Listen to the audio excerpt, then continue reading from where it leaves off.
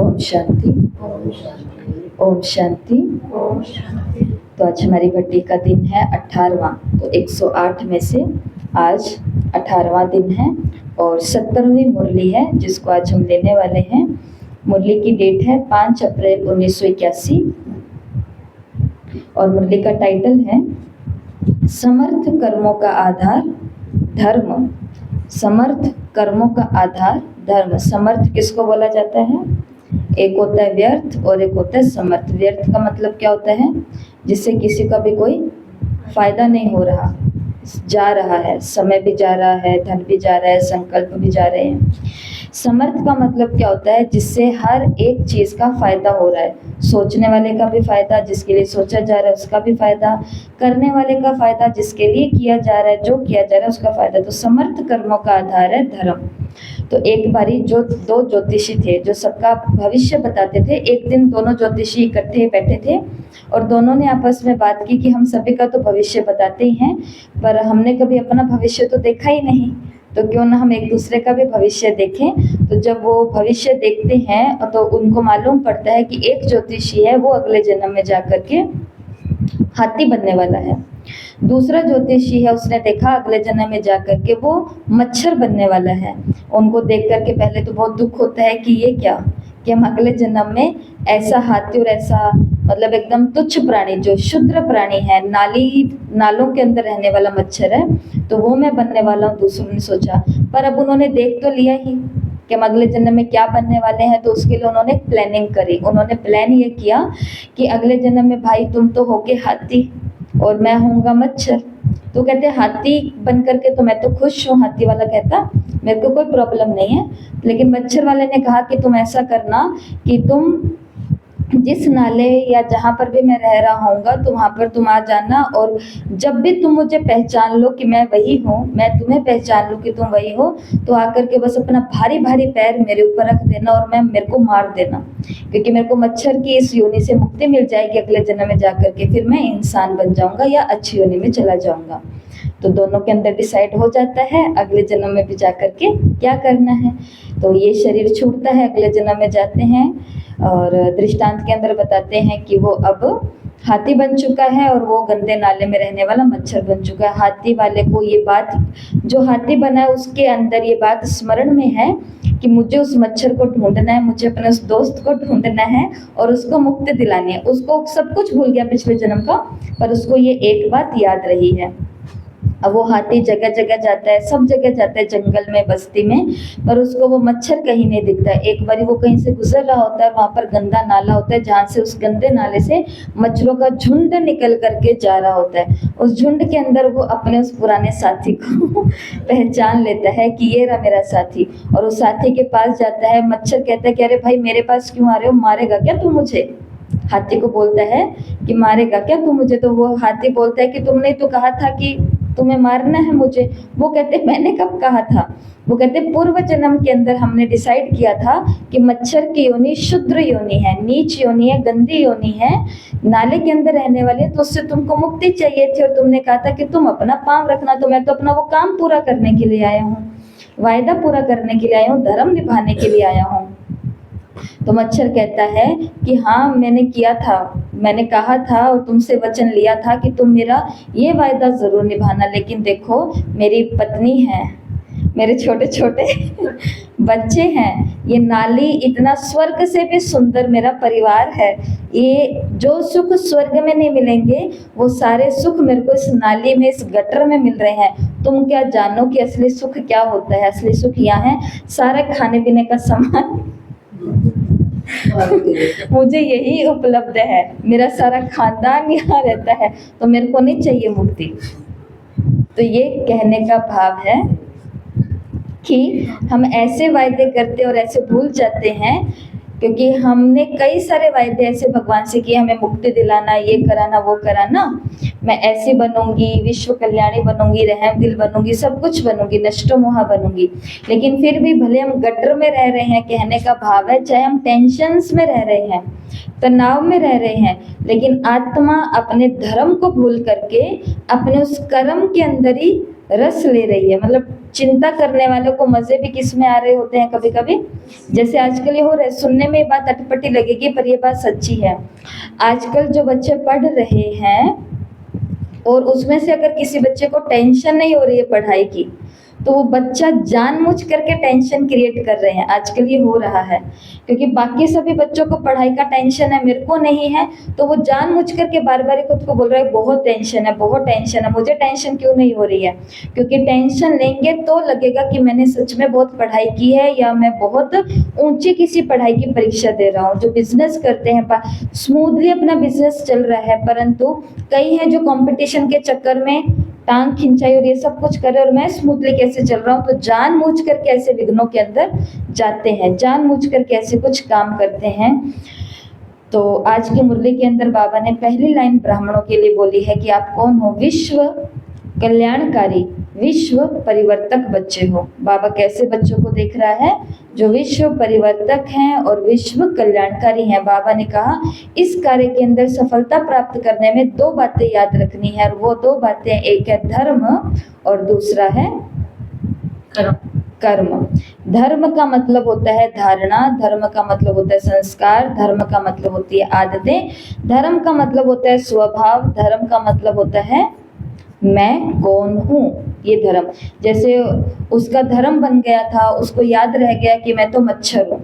मच्छर के लिए स्वर्ग क्या है? यही है। मच्छर का परिवार क्या है? यही है। मच्छर के मजे हैं, मच्छर को कोई बात की कोई टेंशन नहीं है।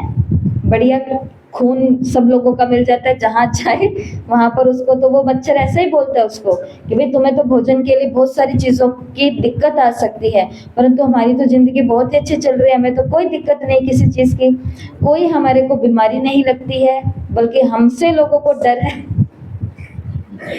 तो हमारी कोई भी प्रकार की कोई खतरा नहीं है, कोई हमारा रोग नहीं है। बिल्ली को रोग है, जैसे गाय को भी अभी हम लंपी रोग ये जो चल रहा है फिर से गायों में दिखाया जा रहा है। गाय को रोग हो रहा है, डॉगी को रोग हो जाता है, हर एक जानवर को रोग है, परंतु मच्छर कहता है मेरी तो योनि मुझे पसंद है। क्यों? क्योंकि मच्छर को दिख गया कि मेरा धर्म क्या है, मैं एक मच्छर हूँ, मेरा धर्म ये है, तो फिर उसके कर्म भी कैसे होंगे वैसे। अब वो मुक्ति नहीं चाहता।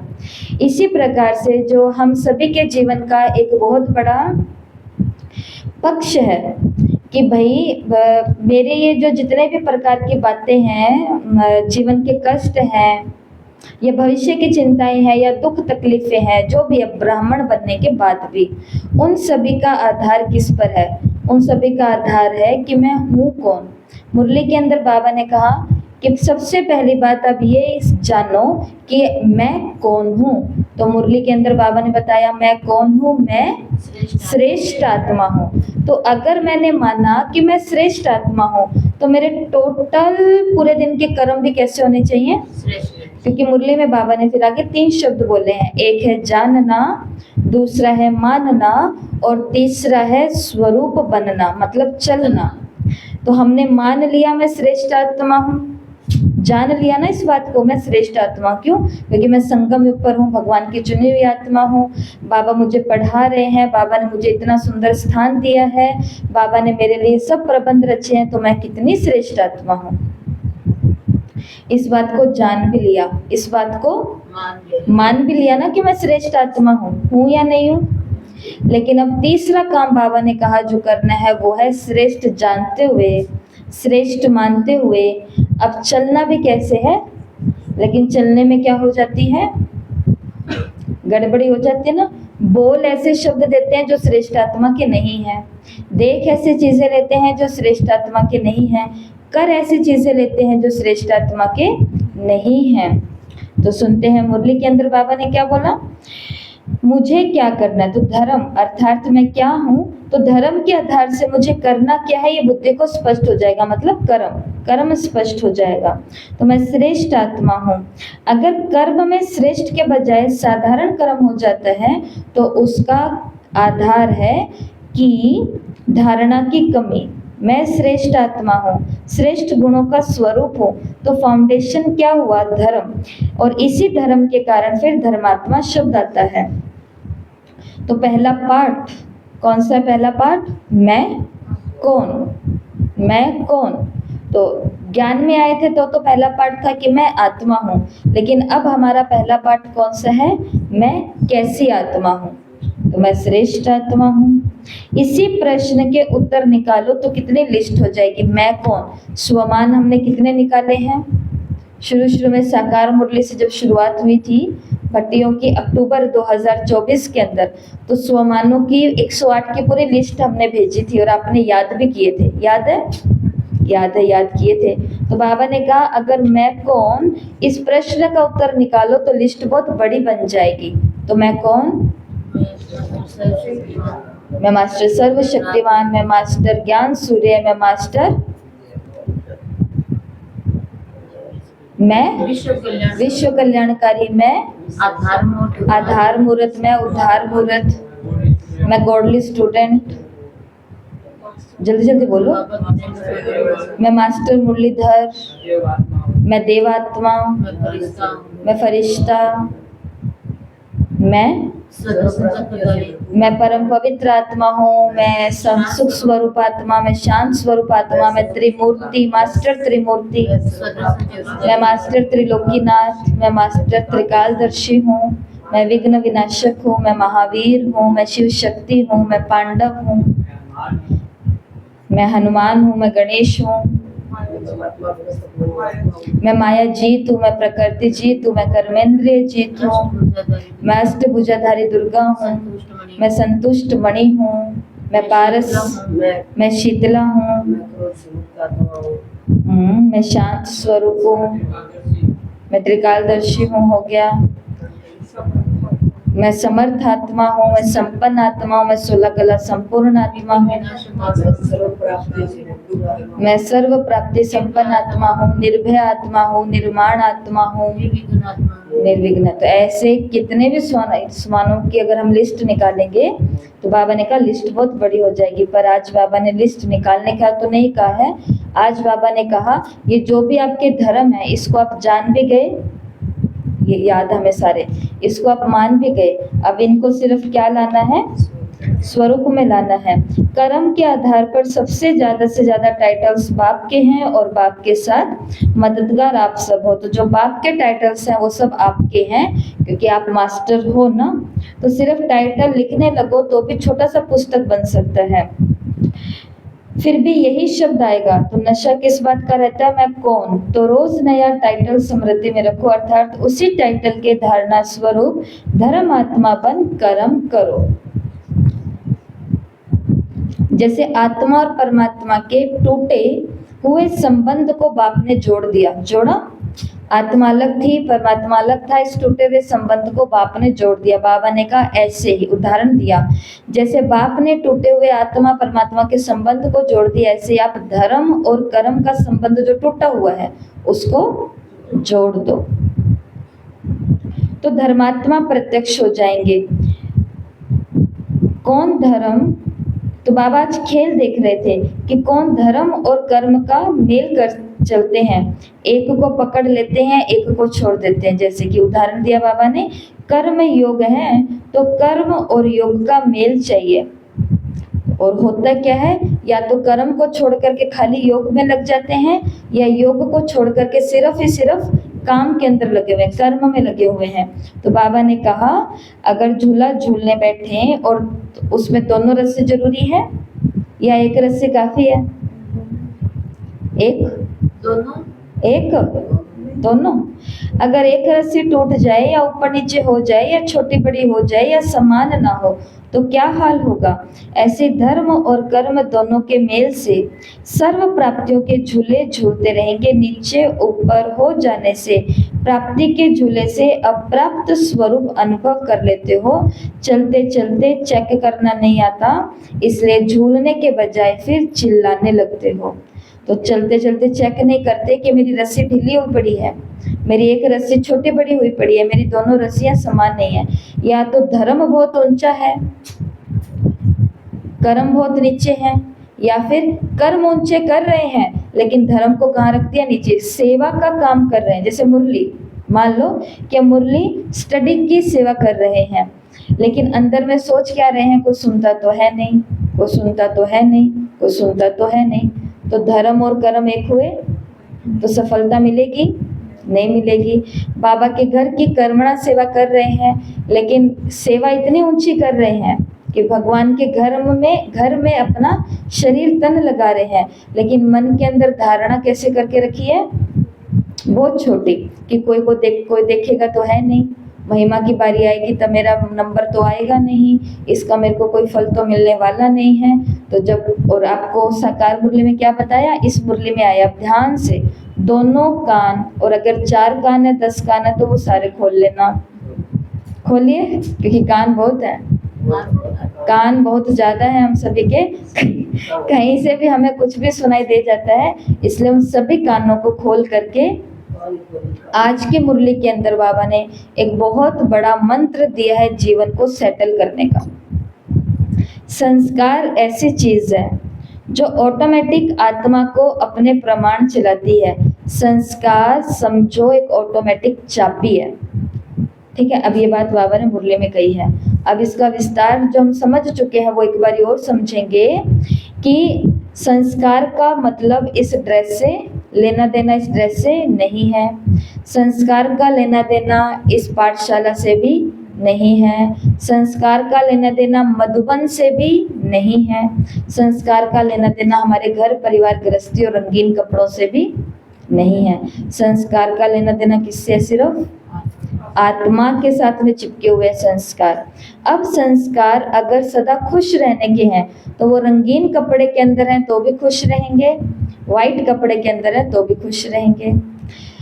आत्मा के अगर संस्कार है हर बात में हीन भावना को महसूस करने वाले, तो वो रंगीन कपड़े जहाँ पहन करके बैठे अर्थात परिवार, उस लौकिक जीवन में भी हर काम में अपने को क्या सोचेंगे? हीन समझेंगे। मुझे ये आता नहीं है, मुझे कोई पूछता नहीं है, मेरे को कोई आगे नहीं करता, मैं ये कर नहीं सकता, मैं ये बोल नहीं सकता, मैं ये देख नहीं सकता, मैं तो अनपढ़ा हूँ, मैं तो ऐसा हूँ, मैं तो वैसा हूँ।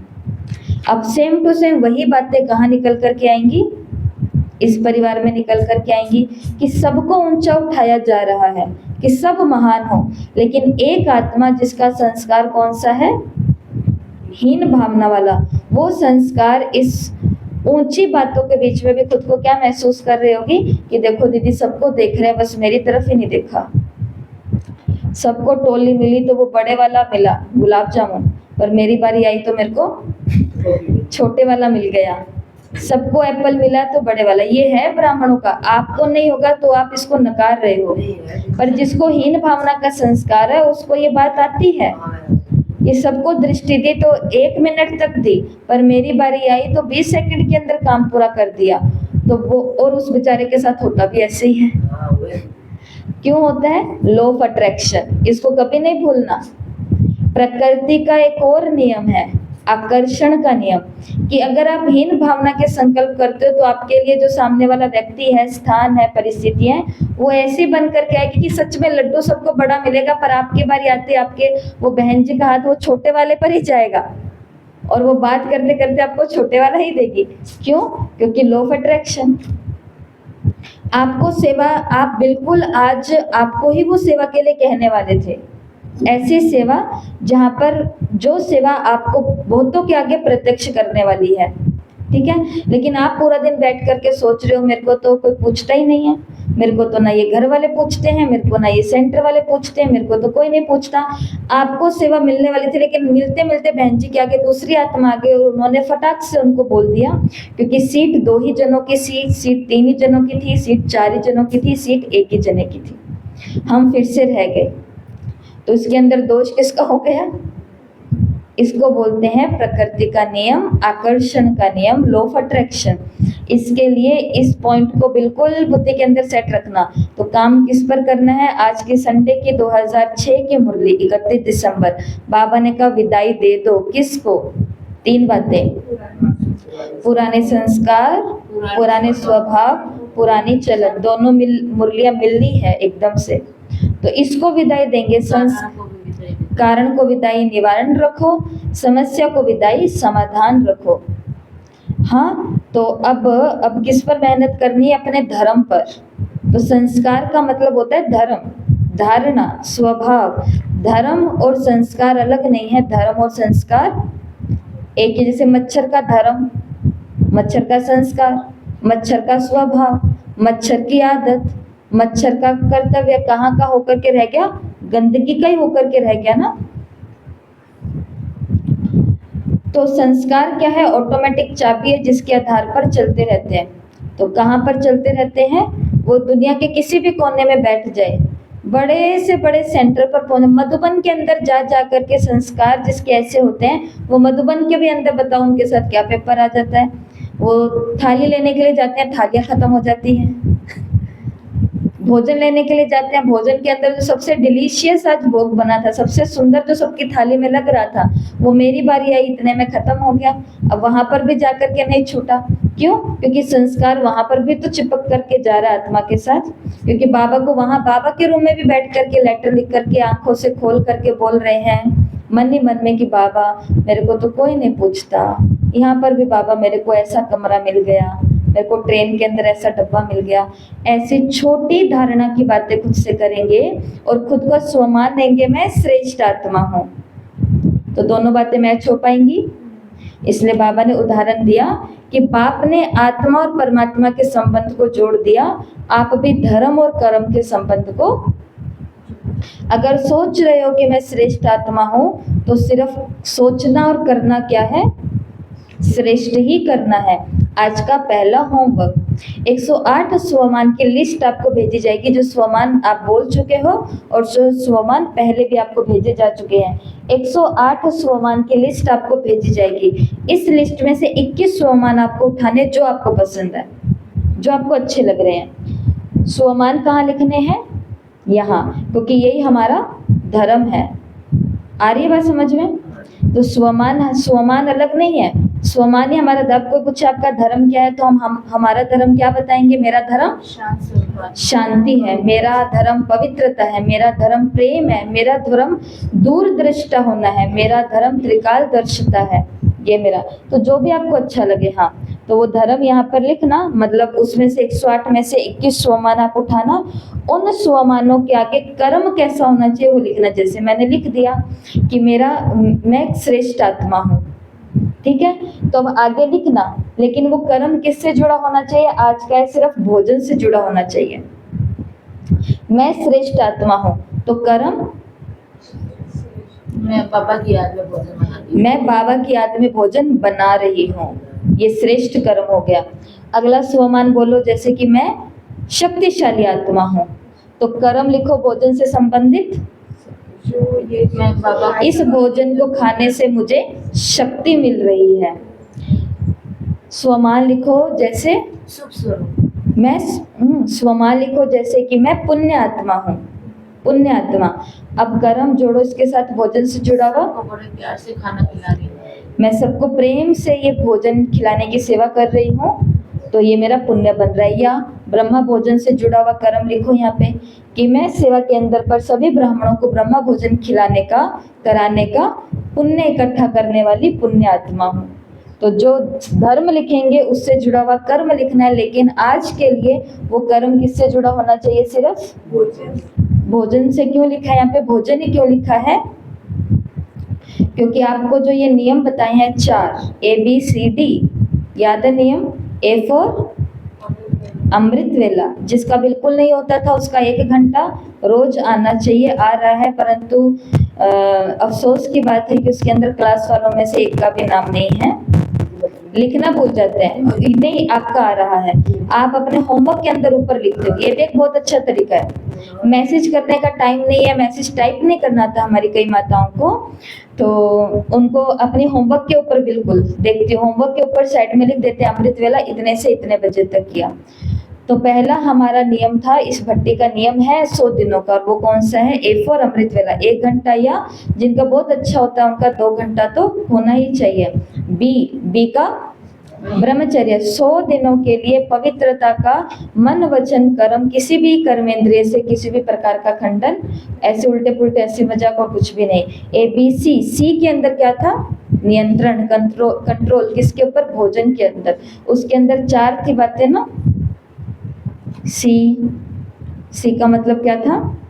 कुक्ड फूड, भाई दिन में 2 में से 1 बारी, हाँ 3 में से 1 बारी, ऐसा और अनुशासन था।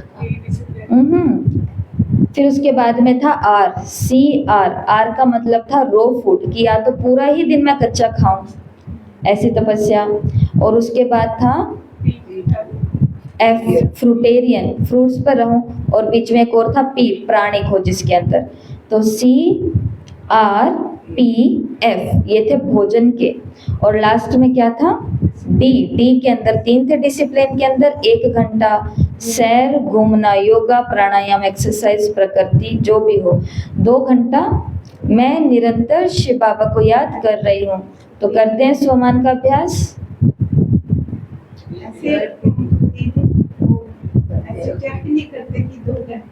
लगभग पता तो चल जाता है कि आज मैंने ज्यादा किया है, पता तो चल जाता है ना कि आज मैंने ज्यादा किया। पता चल ही जाता है कि आज मैंने 10 मिनट किया, बर्तन मांजते मांजते किया था, बर्तन मांजने में 10 मिनट लगे, इतने में ही हो गया था बस। तो निरंतर शिव बाबा को याद करियो, कितना घंटा, 2 घंटा। और 3 में 3 नियम कौन से, पढ़ाई 3 घंटा करनी है, 2 घंटा व्यक्त मुरली, 1 घंटा साकार मुरली। तो इसमें बहुत ज्यादा टेंशन की बात नहीं। कल ही आपको कहा था कि अगर क्लास के टाइम के अकॉर्डिंग चलोगे तो सब चीजें अपने आप, आपका टाइम तो कवर हो जाएगा और मालूम नहीं है। तो भोजन क्यों लिखा है, क्योंकि भोजन से हमारे क्या बनते हैं, बहुत ज्यादा, बहुत भोजन से जैसा होगा अन्न, तो मन के अंदर क्या है, संस्कार है, मन बुद्धि संस्कार। मन ही है जो इन संस्कारों के वशीभूत होकर के सारा काम कर रहे हैं। तो भोजन से जुड़े हुए आज 21 कर्म लिखने हैं, और उन 21 कर्मों से पहले हमारे 21 धर्म लिखने। हो गया पहला होमवर्क, ठीक है। आगे बाबा ने मुरली के अंदर बोला, तो अच्छी तरह से जाना। इसमें भी 3 स्टेज है, मैं कौन हूँ, इसमें 3 स्टेज है। एक है जानना, दूसरा है मानना, और तीसरा है मान करके चलना। जैसे रोज बाप दादा स्वदर्शन चक्रधारी का टाइटल याद दिलाते हैं, तो ऐसे चेक करो, स्वदर्शन चक्रधारी ये संगम का समय है। तो जानने तक लाया है, मानने तक लाया है, या स्वरूप में भी आए हैं। ये बाबा ने कहा हर एक स्वमान की चेकिंग करो कि केवल जानना है, मानना है, या स्वरूप में लाए हैं। स्वदर्शन के साथ में बाबा ने एक और चक्कर बताया, और वो कौन सा चक्कर होता है, प्रदर्शन चक्कर। ये प्रकृति के भाव में आना, ये प्रदर्शन चक्र है। देह के भाव में आना प्रदर्शन चक्र है। जब अपने देह को देखना भी प्रदर्शन हुआ, तो दूसरे के देह को देखना स्वदर्शन कैसे होगा, होगा नहीं होगा। व्यर्थ संकल्प व पुराने संकल्प, ये भी देह भान के संबंध है। आत्मिक स्वरूप के संस्कार, जो बाप के संस्कार है, वही आत्मा के संस्कार है। तो बाबा के संस्कार क्या है, विश्व कल्याण के, परोपकार के, रहम के, वरदाता के। तो ये सारे संस्कार नेचुरल रूप में मेरे होने चाहिए। फिर बाबा ने यहाँ पे ऑटोमेटिक चाबी का बताया, तो ऑटोमेटिक चाबी कौन सी है, संस्कार। तो संस्कार जो एक बारी बना लेते हैं, धर्म जो एक बारी अपना लेते हैं, धारणा जो एक बारी कर लेते हैं, फिर उसको बदलना मुश्किल हो जाता है। इसके लिए काम किस पर करना है, जहां रह रहे हैं वहां पर नहीं काम करना, जो वहां पर रह करके कर्म कर रही है काम, उस पर करना है। तो बाप समान अपना नेचर बनाना है, सदा वरदानी, सदा उपकारी, सदा रहमदिल। तो ये है। और आप लोगों का स्लोगन है, कौन सा स्लोगन, धरत पर ये धर्म ना छोड़िए। इसी स्लोगन को अथवा प्रतिज्ञा को सदा याद रखो। तो बाबा ने कहा आपका सबसे पहला अधिकार है पवित्रता। ब्राह्मणों का सबसे पहला अधिकार है, तो पवित्रता का अधिकार लेने में सदा नंबर 1 रहना, तो प्राप्ति में भी नंबर 1 हो जाएंगे। खूब रेस करो, अभी टूलेट का बोर्ड नहीं लगा है, इतना अटेंशन रखते चलो, अधिकारी बनते चलो, योग्यताओं को धारण कर योग्य बनते चलो। तो बाबा ने कहा पवित्रता में अगर नंबर 1 होंगे, तो सारी की सारी प्राप्तियों में भी नंबर 1 हो जाएंगे। और प्राप्तियां सिर्फ सतयुग में है या संगम पर भी है, संगम पर ही तो है सारी की सारी प्राप्तियां, सब कुछ संगम पर मिलता है।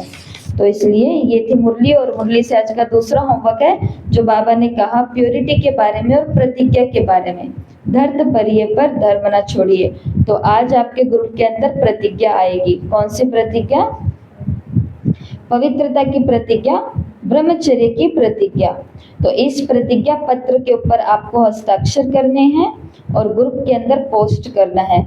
तो भाइयों के लिए अलग प्रतिज्ञा है, बहनों के लिए अलग है। शब्द एक ही है, बस मेल के हिसाब से वो भाषा करूँगा करूँगी ऐसे हो रहा है।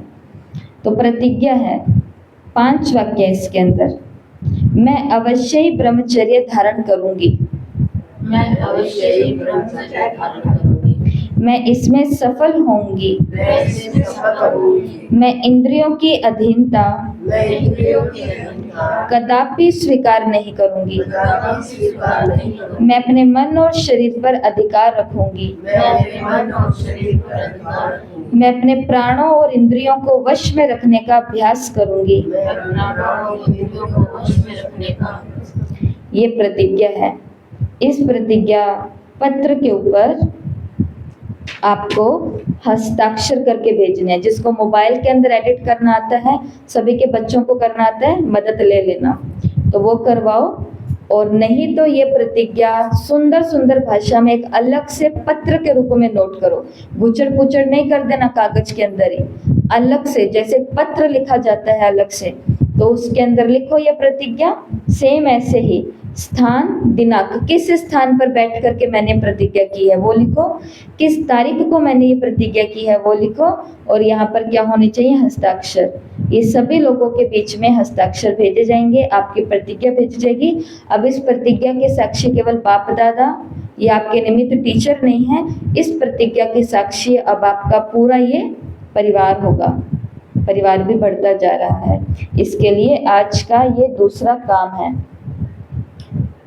पोस्ट करनी है ग्रुप के अंदर, ठीक है। क्योंकि बाबा ने मुरली के अंदर बोला सबसे बड़ा अधिकार हमारा क्या है, पवित्रता। सबसे बड़ा धर्म आत्मा का क्या है, पवित्रता। सीता माता को किस चीज ने रावण की लंका में इतने साल बचा करके रखा, वो कौन सी चीज थी, किस सहारे पर वो बैठी थी, तो वो सारा क्या दिखाया, एक तिनका दिखाया है कि तिनके के सहारे उसने सबको बोल दिया, इसके आगे नहीं, ये तिनका है बस। तो वो तिनका कौन सा तिनका था, वो प्योरिटी का संकल्प था। उधर राम जी का अपना संकल्प था, इधर सीता माँ का अपना संकल्प था। तब ये भक्ति के अंदर आदर्श लिखे गए हैं कि मर्यादा पुरुषोत्तम हो तो इनके जैसा हो, ठीक है। तो ये आज की मुरली है। मुरली को घर जाके एक बारी और पढ़ना है, मुरली से जुड़ा हुआ पूरा होमवर्क करना है, और इस बात को अपने अंदर घोट लेना है, डाल लेना है कि ज्ञान हमने बहुत ज़्यादा जान लिया है। शायद टीचर्स को भी इतना नहीं पता है जितना भाई बहनों को ज्ञान समझ में आ गया है। तो ज्ञान भी बहुत ज़्यादा जान लिया, मान भी बहुत ज़्यादा लिया है, और अब क्या करना है, उसका चलना है, उसका स्वरूप बनना है। तो मुरली को पढ़ेंगे, मुरली से जुड़ा हुआ होमवर्क करेंगे, और होमवर्क थोड़ा सुंदर सुंदर करो, अच्छा करो, ताकि लगे। कौन कौन क्लास के अंदर रोज होमवर्क कर रहा है, 3। बाकी होमवर्क क्यों नहीं हो रहा, होमवर्क क्यों नहीं हो रहा, टाइम कम पड़ रहा है, तो अलबेलापन आ रहा है, मूड सा नहीं बन रहा। पहले कारण बताओ, कारण का आप सभी के बीच में निवारण होगा। अरे घबराना नहीं है, प्यार से ही चल रहा है। क्यों नहीं हो रहा होमवर्क, चलो इन्होंने तो रीजन मुझे बताया होगा, ममता बहन ने रीजन बताया होगा, इनसे मैं नहीं पूछ सकती क्योंकि इनका कारण है। पिंकी बहन होमवर्क क्यों नहीं हो रहा है, रात को नींद आ जाती है ना। ये एक आत्मा है जिसका सबसे लेट होमवर्क आ रहा है, 12 बजे। गांव गए हुए थे एक दिन, कहाँ पर, वहां से आके भी होमवर्क किया। होमवर्क करना है, जब कराने वाला कर रहा है तो करने वालों को भी करना है। आज से आएगा होमवर्क, तो पहले आता था तो अब भी आना चाहिए, आएगा। या 2-2 मुरलियाँ ले लें, 108 दिन की भट्टी क्यों चलानी है, 54 दिनों में कंप्लीट करते हैं 2-2 मुरलियाँ लेकर के, एक सही है। तो होमवर्क आएगा। ये देख लो, इन 2-3 के कारण आपकी 2-2 मुरलियाँ ना हो जाए। राजकुमार भाई जी, आप भी ने शुरुआत करवाई थी एक मुरली की, कभी कभी भेज रहे हैं, अब पढ़ तो रहे हैं, वहां तक तो पहुंचे, ठीक है। तो सभी को मुरली पढ़नी है, होमवर्क करना है, और होमवर्क कर करके उसको धारण करने का विशेष हमारा लक्ष्य है, ठीक है। ओम शांति। तो आँख खराब करती थी।